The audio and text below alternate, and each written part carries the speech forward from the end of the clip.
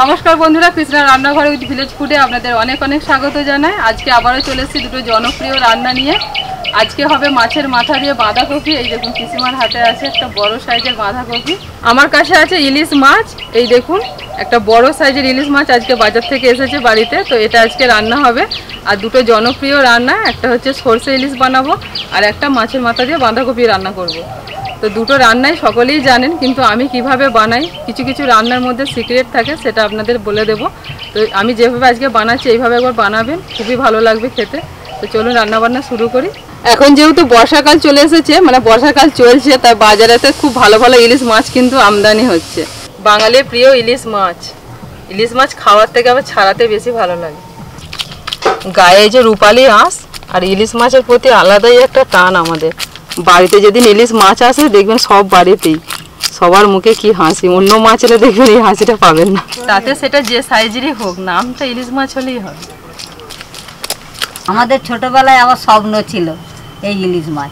তাই বটে, এখন এই রান্নাবান্নার জন্যেই এসব নিয়ে আসছি বাড়িতে। আমার বিয়ের মানে আমি যখন বিয়ে হয়ে শ্বশুর বাড়িতে আসি তখনও কিন্তু আমাদের এরকম ইলিশ মাছ বাড়িতে আসতো না, এলেও ছোট সাইজের।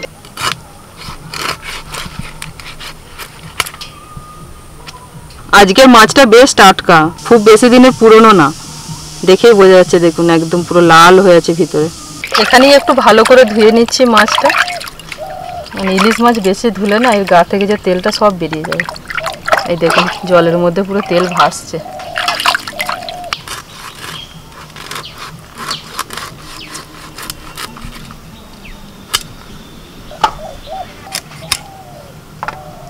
মাছ যদি ভালো হয়, যেখান দিয়ে কাটবেন সেইখান দিয়ে ভালো করে কাটা যাবে, মানে এদিক ওদিক হয়ে যাবে।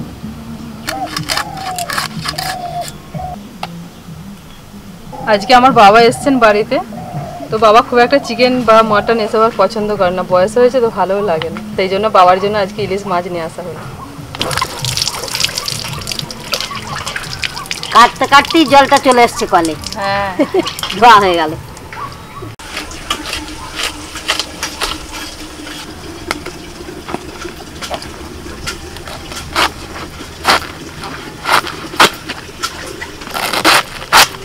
অসময় বাঁধাকপি হলে কি হবে, বাঁধাকপি খুব ভালো আছে।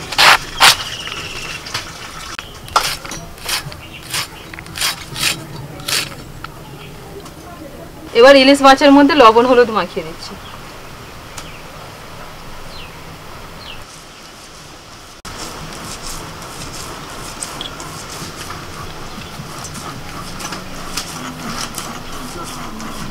আমি যেভাবে মাছের মাথা দিয়ে বাঁধাকপিটা রান্না করি, তো সেটা আপনাদের দেখাচ্ছি। এই যে এখানে কাতলা মাছের মাথা নেওয়া হয়েছে, এটা দিয়ে বাঁধাকপিটা হবে।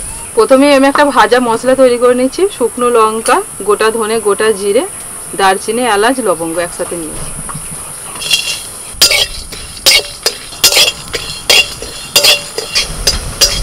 মশলাটা থেকে হালকা সেন্ট উঠে গেছে, তো এই দেখুন এরকম সেন্ট ছাড়লে নামিয়ে নিতে হবে। বুবলু আমার ওই বাটিটাকে ভেঙে দিয়েছে, একদিকে কোনটা একটুখানি। সর্ষের তেলের মধ্যে অল্প একটু হলুদ দিয়ে দিচ্ছি আর একটু লবণ।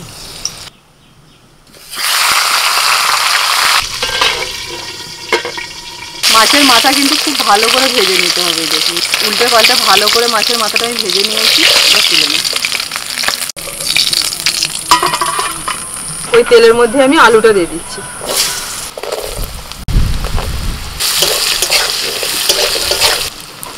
সামান্য লবণ আর হলুদ দিয়ে দিলাম। মাছের মাথাটা পিসিমা ধুয়েছিলেন, এখানটা একটুখানি আঁশ আছে, সেটা খেয়াল করেননি। যেই ভাজলাম আঁশগুলো ছেড়ে গেল, এবার তুলে ফেলে দিই। আলুগুলো ভাজা হয়ে গেছে, এবার তুলে নিচ্ছি।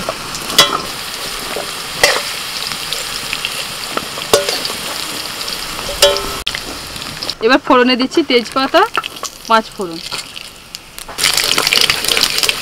ফোড়নটা হয়ে গেলে দিয়ে দিচ্ছি পেঁয়াজ কুচি।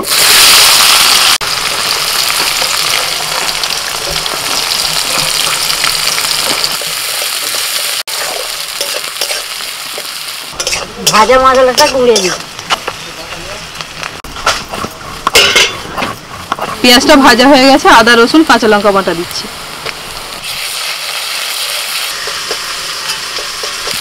আদা রসুন একটু ভেজে নিয়ে দিয়ে দিচ্ছি হলুদ গুঁড়ো, লবণ, ধনে গুঁড়ো, অল্প দিচ্ছি জিরে গুঁড়ো, একটু লাল লঙ্কার গুঁড়ো। এবার অল্প একটু জল দিচ্ছি।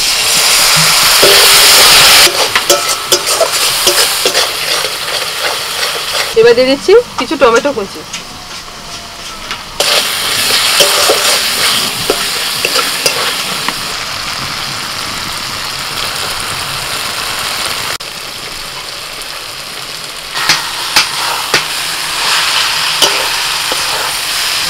মশলাটা ভালো করে কষিয়ে নিয়ে আমি বাঁধাকপিটা দিয়ে দিয়েছি।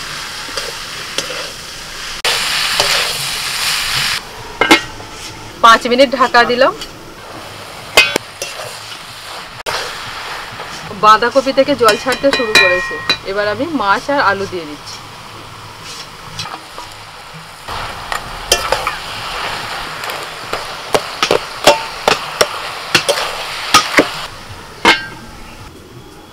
মাঝখানে ঢাকা খুলে একবার নাড়াচাড়া করে দিয়েছিলাম। দেখুন আস্তে আস্তে জল বেরিয়ে পুরো সিদ্ধ হয়ে গেছে, আলুও সিদ্ধ হয়ে গেছে, কপিও সিদ্ধ হয়ে গেছে। নামানোর আগে দিয়ে দিচ্ছি অল্প একটুখানি আমি চিনি। বাঁধাকপিতে একটু চিনি দিলে ভালো লাগে খেতে। আর দিয়ে দিচ্ছি ভাজা মশলাটা।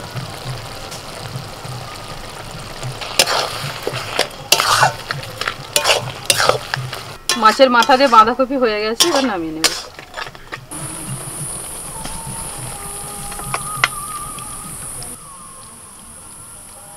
এবার সরষে ইলিশটা বানাবো।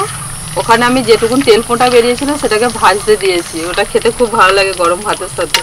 আমি আর আমার শাশুড়ি মা খুব ভালো খাই, বর্ণিতার বাবাও খায়। তো বলছে ইলিশ মাছের তেল ফোঁটাটা ভাজবে। ওটা তখন ভাজা হোক আর আমি এদিকে সরষেটা ছেঁকে নিই। 2 রকমের সরষে যে বাটা ছিল সেটাকে আমি ভালো করে জল দিয়ে গুলে নিয়েছি। এবার ছেঁকে নিই।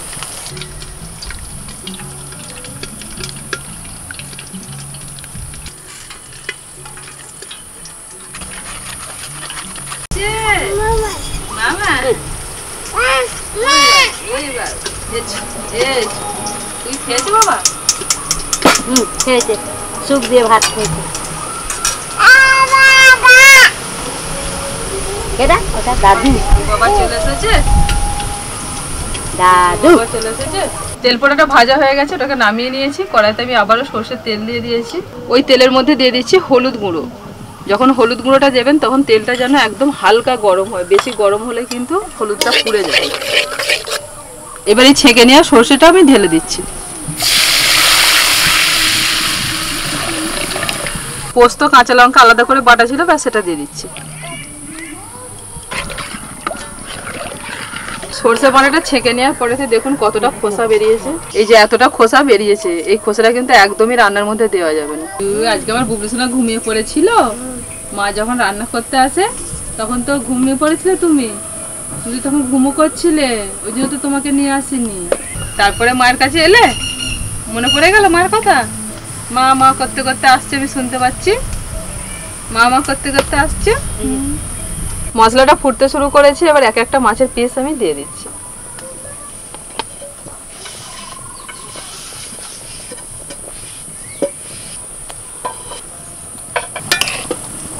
এবার লবণ দিয়ে দিচ্ছি। মাছেতেও লবণ মাখানো ছিল, তাই লবণটা একটু বুঝে দেবেন।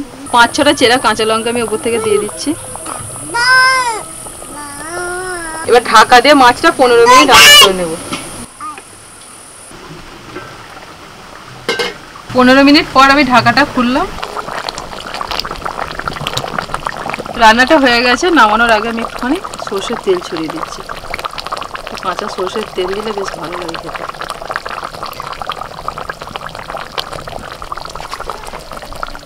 এইমাত্র রান্না বান্না শেষ হলো আর বৃষ্টিটাও এসে গেল। বাবাকে খেতে দিয়ে দিয়েছি। আর বাড়িতে একটুখানি ওই শাক ভাজা করেছিলাম।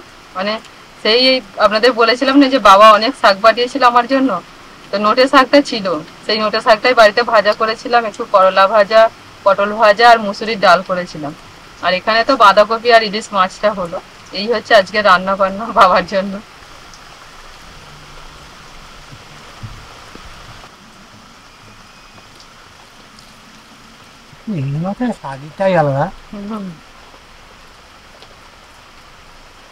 ইলিশ মাছ খেতে ভালো, কিন্তু একটু কাটার জন্য না একটু সময় লাগে খেতে, ভালো হোক। দেখো কাটো মাছটা ভালো, টেস্ট আছে, টেস্ট আছে।